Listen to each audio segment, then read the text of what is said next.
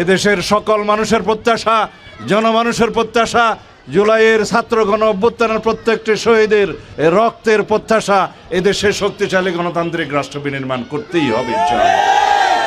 এদেশের এমন একটি গণতান্ত্রিক ব্যবস্থা চালু রাখতে হবে যে এই গণতান্ত্রিক ব্যবস্থার মধ্যে কোনোদিনই কোনো স্বৈরাচারের ফ্যাসিবাদের উৎপত্তি না হয়, উৎপাত না হয়। যারা এই দেশে ফ্যাসিবাদী শাসন ব্যবস্থা কায়েম করেছিল, শেখ হাসিনা, আওয়ামী লীগ, তারা এই দেশ থেকে বিতাড়িত হয়েছে। এই দেশের জনগণ তাদেরকে পালিয়ে যেতে বাধ্য করেছে। আবারও যদি কোনো রকমের কোনো দিন অগণতান্ত্রিক শক্তির উত্থান ঘটে তাহলে আমাদের পরিণতি একই রকম হবে।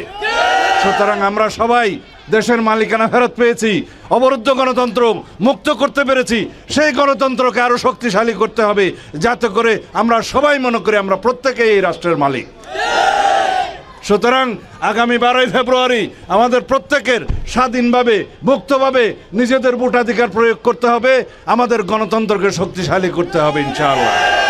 আপনারা সবাই জানেন এই দেশের উন্নয়ন করেছে বিএনপি, এই দেশের স্বাধীনতা সার্বভৌমত্ব রক্ষা করেছে বিএনপি, স্বাধীনতা এনেছে শহীদ রাষ্ট্রপতি জিয়াউর রহমান।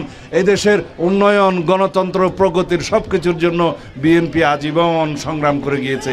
এখনো পর্যন্ত ঐক্যবদ্ধভাবে জনগণকে সাথে নিয়ে আগামীতে আমরা ইনশাআল্লাহ এমন একটি সমৃদ্ধশালী, সাম্যভিত্তিক, মানবিক মর্যাদা ভিত্তিক সুবিচারের বাংলাদেশ প্রতিষ্ঠা করব। সেই প্রতিষ্ঠার জন্য আপনারা প্রত্যেকেই আগামী 12 তারিখে ধানের শীষের পক্ষে সমর্থন দিবেন ইনশাআল্লাহ। এদেশের উন্নয়ন, অগ্রগতির, প্রগতির বিকল্প নাম বিএনপি, গণতন্ত্রের বিকল্প নাম বিএনপি। সুতরাং আমরা বাংলাদেশের পক্ষের শক্তি। যারা ভারতের পক্ষের শক্তি ছিল তারা ভারত পালিয়ে গেছে। আর একটি শক্তি যারা বিদেশি শক্তির গোলামি করে তারা বাংলাদেশে বিভিন্ন রকম বিভ্রান্তিমূলক রাজনীতি করছে। তাদেরকে কি আসতে দিতে পারবেন? আমরা বাংলাদেশের শক্তি, বাংলাদেশের মানুষের পক্ষের শক্তি। আমাদের স্লোগান হচ্ছে সবার আগে বাংলাদেশ। স্লোগান কি? সবার আগে বাংলাদেশ। আমাদের সকল কিছুতে নীতি প্রণয়নে আমরা বাংলাদেশের স্বার্থকেই সর্বাগ্রে তুলে ধরবো ইনশাআল্লাহ, সর্বোচ্চ জায়গায় তুলে রাখবো ইনশাআল্লাহ। বাংলাদেশের স্বার্থকে সমুন্নত রেখে আগামীতে আমরা একটি শক্তিশালী, সমৃদ্ধশালী, গণতান্ত্রিক বাংলাদেশ গঠন করব ইনশাআল্লাহ।